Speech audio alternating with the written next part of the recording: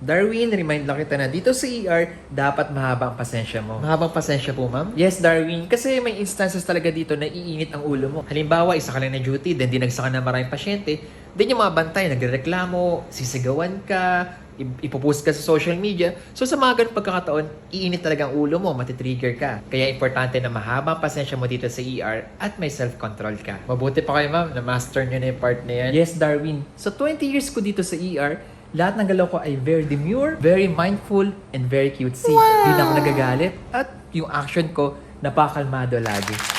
Ma'am, may emergency po ata.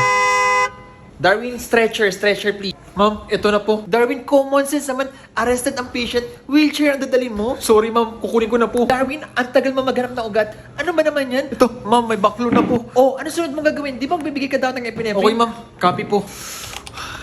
Grabe. Hi, Darwin. Buti na nalipat na natin sa ICU yung toxic.